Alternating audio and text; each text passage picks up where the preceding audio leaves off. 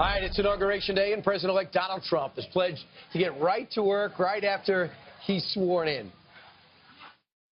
We will work side by side with our friends in the Middle East, including our greatest ally, Israel. We could find common ground with Russia. We will also keep open Guantanamo Bay. My administration will aggressively pursue joint and coalition military operations to crush and destroy ISIS. Well, that's a big agenda. What should his first priority be as new commander-in-chief? Let's ask our friend, former White House National Security Staff member under President George W. Bush. I'm thinking about Herbert Walker Bush and President Obama. Jillian Turner joins us live from D.C. Good morning, Good morning. Jillian. Good morning. Happy Inauguration Day. Thank you very much. A lot of people have been waiting a long time for this. Okay, so today's the day when it all starts. What's number one?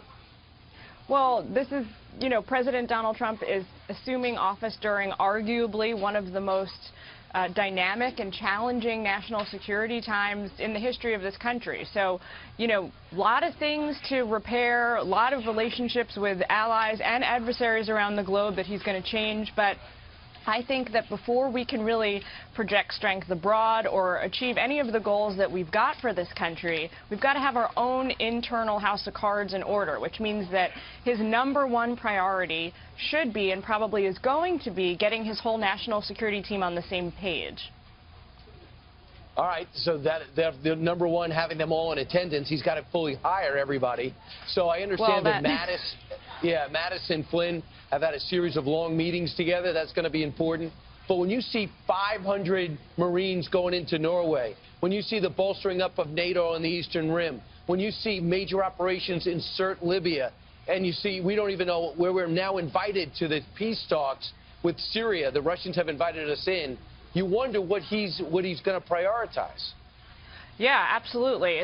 There's a lot of things here that are arguably the most important thing, but I think when we strip it all away and get down to the fundamentals of running the American government, what he really needs to do first and foremost is make sure that everyone who's now working for him, that includes folks who have been working on the campaign, his political appointees, as well as the civil servants who are in place at the White House and across the departments and agencies, know what his foreign policy agenda is, and that's very clear-cut. These are the folks who are going to have to execute it for him. So he's going to have to make it very clear to them, first and foremost, what it is that he hopes to achieve, what of President Obama's policies he wants to roll back or reverse, which he wants to improve upon, which he wants to extend. And once that's clear, he has to make sure that all those folks also know what their particular roles and responsibilities are. And that's how we can move forward in sort of repairing some of our bilateral relationships. All right, Jillian Turner, thank you so much.